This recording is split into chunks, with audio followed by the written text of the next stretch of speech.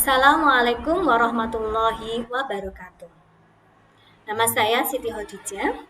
Saya kelas A28 PJJ-PAI IAIN Syekh Nurjati Cirebon. Kali ini saya akan menerangkan tentang ruang lingkup dan sejarah ilmu hadis.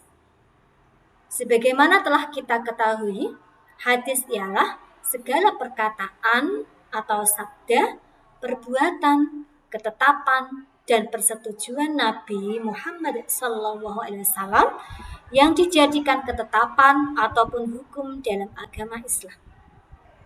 Hadis dijadikan sumber dalam agama Islam selain Al-Quran.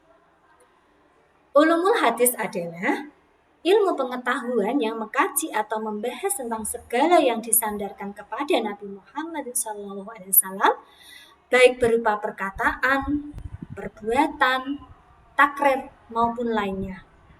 Maka dari itu, segala ilmu yang membicarakan masalah hadis pada berbagai aspeknya berarti termasuk ilmu hadis. Fase historis sejarah dan penulisan hadis yang pertama pada masa Rasulullah SAW. Pada masa ini penyebaran hadis dari mulut ke mulut. Yang kedua, masa sahabat. Di masa sahabat, utamanya pada masa Khulafaur Rasyidin, belum begitu dibukukan hadis. Mereka masih fokus pada kodifikasi ilmu Al-Quran. Pada masa tabi'in sudah mulai pengembang penyebaran hadis dan hadis sudah mulai dibukukan. Yang keempat, abad ketiga Hijriah, mulai terjadi penyaringan antara sabda Rasul dan fatwa sahabat maupun tabi'in. Pembagian ilmu hadis. Pertama, ilmu hadis riwayah. Ilmu yang membahas ucapan, perbuatan, takrir atau ketetapan, dan sifat-sifat Nabi, periwayatannya, pencatatannya, dan penelitian lafal-lafalnya. Yang kedua, ilmu hadis diruyah. Ilmu ini pengetahuan mengenai hakikat periwayatan atau al-riwayah, syarat-syarat, macam-macam dan hukum-hukumnya, dan mengenai keadaan para periwayat hadis atau ar-rawi dan syarat-syaratnya, juga mengenai macam-macam hadis yang diriwayatkan, serta mengenai segala yang berkaitan dengannya. Para tokoh di berbagai wilayah. Yang pertama, Madinah. Di Madinah ada Muhammad bin Syihab al-Zuhri, hidup pada tahun 51 sampai 124 Hijriah. Ada Ibnu Ishaq, wafat tahun 151 Hijriah. Ada juga Malik bin Anas, hidup pada masa 93 sampai 179 Hijriah. Di Makkah ada Ibnu Jurayj, hidup di masa tahun 80 sampai 150 Hijriah. Di Bashrah ada ulama Hamad bin Salamah, hidup pada masa tahun 176 Hijriah. Sedangkan di wilayah Kufah ada Sufyan As-Tsauri. Muhaddis besar abad ketiga Hijriah. Yang pertama, Imam Bukhari, hidup pada masa 194 sampai 256 Hijriah. Yang kedua, Imam Muslim, hidup pada masa 204 sampai 264 Hijriah. Yang ketiga, Imam Abu Dawud, hidup pada masa 202 sampai 275 Hijriah. Yang keempat, Imam Tirmizi, hidup pada masa 204 sampai 279 Hijriah. Nomor 5, Imam Nasa'i, hidup pada masa 215 sampai 303 Hijriah. Yang keenam, ada Imam Ibnu Majah, hidup pada masa 209 sampai 273 Hijriah. Karya tulis kitab-kitab hadis. Yang pertama, Kitab Al-Muwatta, karya Imam Malik. Yang kedua, Kitab Musannaf, karya Imam Abdul Razak. Yang ketiga, Kitab Al-Musnad, karya Imam Ahmad. Yang keempat, Kutub Al-Sittah.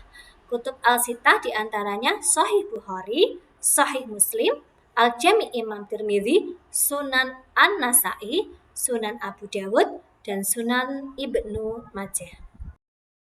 Sejarah hadis prakodifikasi. Yang pertama, hadis pada masa Nabi Muhammad SAW. Periode ini disebut Ashr al-Wahyi wa Taqwim.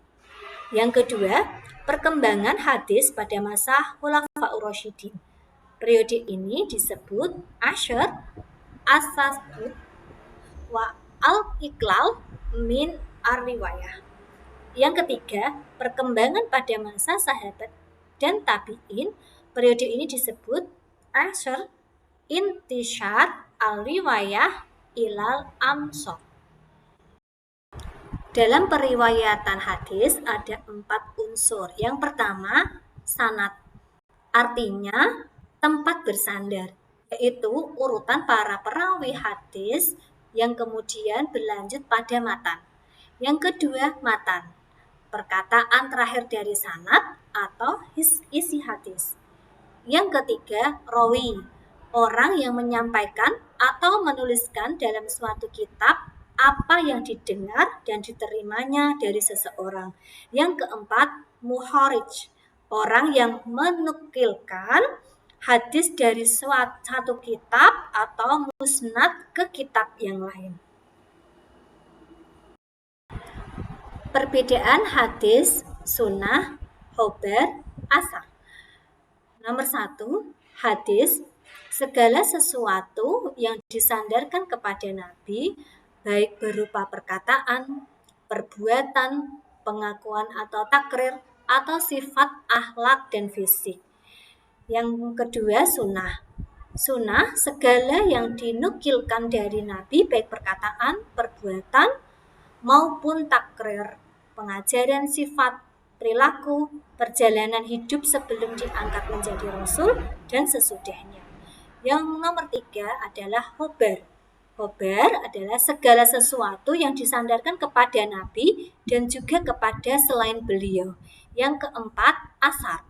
Segala sesuatu yang disandarkan sahabat atau tabi'in. Sekarang kita sampai pada cabang-cabang ilmu hadis. Yang pertama, ilmu rijalul hadis.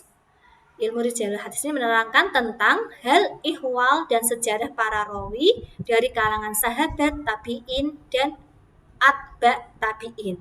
Yang kedua, ilmu jahr wa ta'dil, tentang kecacatan dan keadilan seseorang.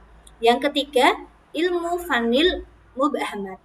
Ilmu ini mengetahui nama orang yang tidak disebut dalam matan. Yang keempat, ilmu ilal al-hadis.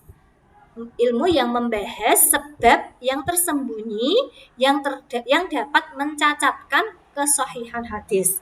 Yang kelima, ilmu gharib al-hadis. Ilmu ini menerangkan makna kalimat yang terdapat dalam matan hadis yang sukar diketahui maknanya dan jarang terpakai oleh umum. Keenam, ilmu nasih wal mansukh, membahas tentang hadis-hadis yang saling bertentangan yang tidak mungkin bisa dikompromikan. Yang ketujuh, ilmu talfiq al-hadis, membahas cara mengumpulkan hadis yang berlawanan lahirnya. Yang kedelapan, ilmu tasif wa tahrif, ilmu yang membahas sebab-sebab tersembunyi yang tidak nyata yang dapat mencacatkan hadis. Yang kesembilan, ilmu al-wurud al-hadis, ilmu yang menerangkan sebab-sebab Rasulullah menuturkan sabdanya dan masa Nabi menuturkan itu. Yang terakhir adalah ilmu mustalah al-hadis, ilmu yang menerangkan istilah-istilah yang dipakai oleh ahli hadis. Demikian pemaparan tentang materi, sejarah, dan ruang lingkup ilmu hadis. Terima kasih atas perhatiannya. Wassalamualaikum warahmatullahi wabarakatuh.